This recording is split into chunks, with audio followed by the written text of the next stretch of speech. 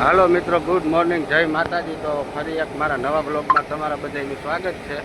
કેમ કે કાલે તમે બ્લોગ બનાવ્યો તો કાલે હું રજા ઉપર હતો।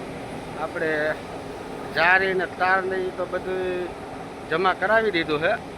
બાકી એવા નટબોલ રહી ગયા હતા, એ નટબોલ આજે આપણે જમા કરાવશું। કેમ કે ગાડી આ લોકોએ હજી ખાલી નથી કરી કાલની, માલ તો અંદર ધોયેલો ઘણો પીડ્યો છે। ગાડી કાલની એમણે જ ભરેલી પડી છે, ખાલી કરી નથી। હમણાં ગાડી ખાલી કરાવું પછી અહીંથી માલ ભરીને આપણે નીકળી।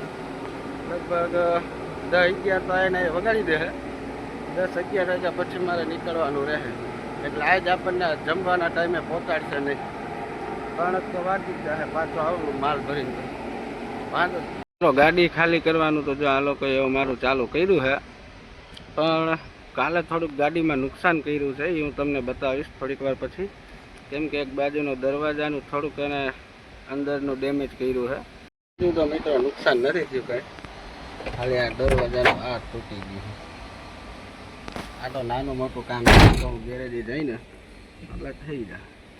કેમ કે જો ઓલો ટેમ્પો ભરવાનો ટાઈમમાં નવરો હતો, હાવ મોબાઈલ જોઈશે। કેમ કે આ લોકોએ ગાડી હજી ખાલી કરીને હવે ભરવાનું ચાલુ કર્યું છે, એટલે હમણાં ભરાઈ જાય પછી આપણે નીકળી જેતપુર।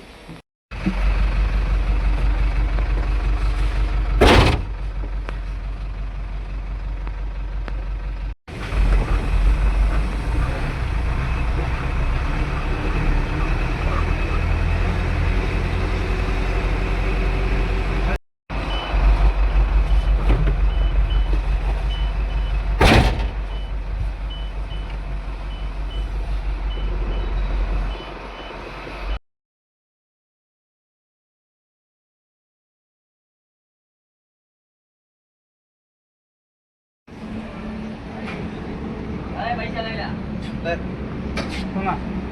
રાખવા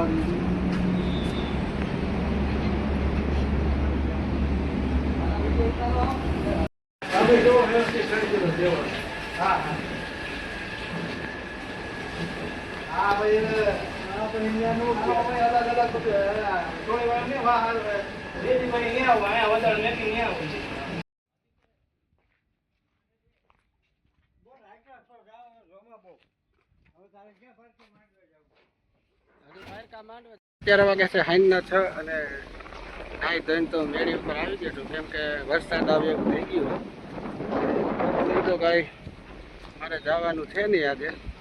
કેમ કે હમણાં 4-5 દી એક ફેરો થાય છે। બીજું અમારું ઘરનું પાછળનું બધું છે ખેતર, કાંઈ નહીં, ન જવાનું હોય તો કાલ સવારમાં। મિત્રો વરસાદ આવે એવું તો થઈ ગયું છે, પણ વરસાદ આપણે કંઈ છે નહીં, ખાલી અંધારું થયું છે અને મસ્ત ઠંડો ઠંડો પવન આવે મેળી ઉપર, એટલે હું મેળી ઉપર આવ્યો છું કે હવે ઘડીક વાર। કેમ કે આખો દી તો સતત એટલી ગરમી થઈ ને તેની વાત પૂછો।